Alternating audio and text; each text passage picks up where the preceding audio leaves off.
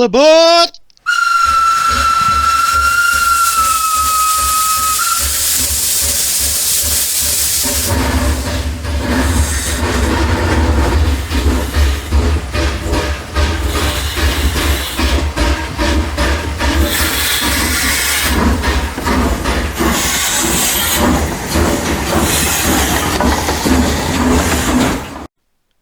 Hello and welcome to a midweek quickie.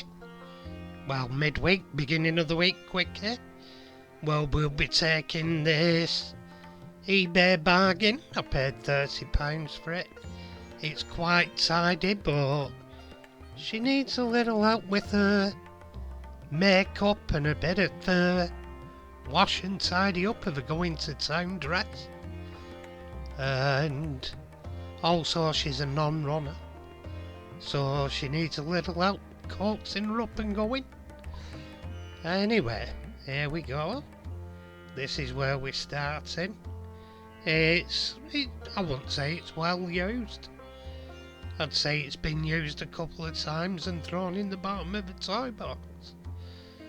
But as well, there was signs I thought the motor were burnt out, but it doesn't seem to be. The main thing I spotted on eBay was the broken handrail, and these are a bun of a sitch. Absolutely to do. I have a do at doing it. I'd get a good result, but I had to do it off camera because it sent me radio rental. And here we go, the tender. It just needs a bit of a clean, and it's tender drive, so we'll be repairing the Ringfield motor because it's a non-runner. Here we're taking the coupling off because I actually thought that were a screw from the tender, but it wasn't a case. The tender body is just clipped on, so you have to unclip it carefully. And to get the motor out, you undo the weights. And here, the motor's a non-runner. I did get a little bit of a jump out of it, but not a lot. As I could have it, it was absolutely filthy inside. And the actual winding looked deep purple rather than a coppery colour. So whether something's gone on and it's been strained, but I do get it running again anyway, so. But I think it's probably been strained at some, because as you can see there, the actual windings are a deep purple colour rather than copper, which usually indicates it's overheated. It's probably had no lubrication on. As it goes, I've happened to have saved it, but here I'm cleaning it out with meths, and as you can see, you just get glimpses of that dark purple wiring. I mean, I don't know, I've never stripped one before.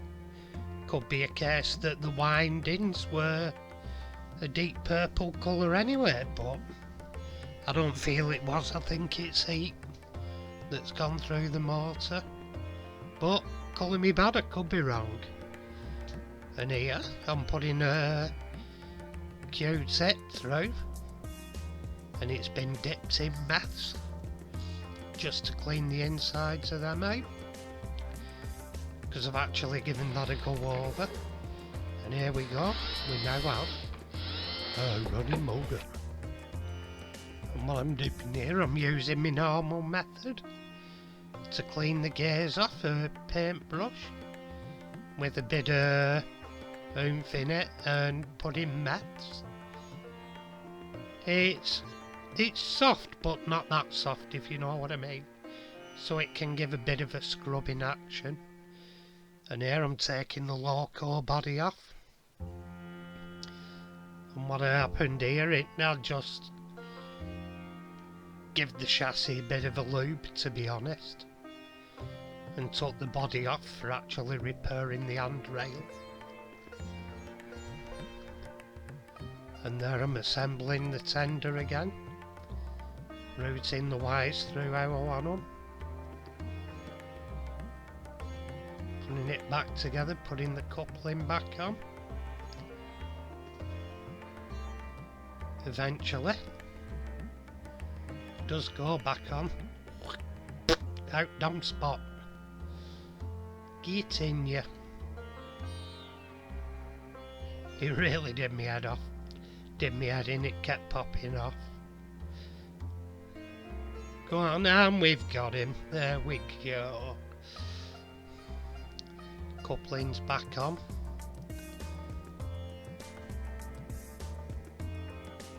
And there's the damage to the handrail. You can from Peter spurs by handrails. And I tried popping the Hornby plastic one back on. A word of warning, if you buy a handrail for a replacement from Peter Spurs, leave the handrail on it and don't try to put the knobs back on another handrail after. Don't take them off and try and put them back on. Jesus, it's hard work. Just buy the handrail, leave the knobs on and put it on. Here I've used brass knobs and super glued them in and put the rail in, but honestly, leave the knobs on the rail and clip the rail on the actual loco. The old knobs will pull out, and if any snaps in, the actual shafts will pop out with a pin, so you can put the new one in. And here we're screwing the loco body back on.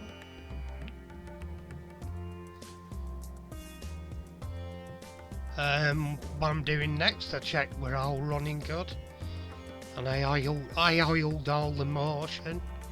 I had to bend one of the rods back because it was catching and locking the wheels up. One of the con rods on one of the wheels were bent in and touching the motion, so when it revolved it caught. Anyway, here's a quick running, and it goes lovely and slow. It'll be lovely once it's been run round the track a few times. I think I'm going to have to get I'm going to have to make a circular track on a board so I can run them in. So that I can run them round on their own, then after a bit put some carriages behind them, get them working, doing a load, just do the proper running in procedure, because most locomotives don't get properly running. This will be no exception, I'd guarantee. It may do with some traction tyres, but I think I'll get off with it. Who knows? But it's a lovely runner. And it looks nice again. She's had a little help with her makeup, and she's got her going to town dress washed and ironed, and she's even got some railings from Claire's Accessories. So she's looking good, she's going on the pull. Anyway, thank you for watching. If you've subscribed, thank you very much. If you haven't subscribed, why the hell not? It's free. And even better if you press the bell icon for notifications. And give me a thumbs up so other people see the video, that'd be superb. Wishing you all well, and take care out there, people. And as we say in Lancashire, tatty pie, everyone. Tatty pie.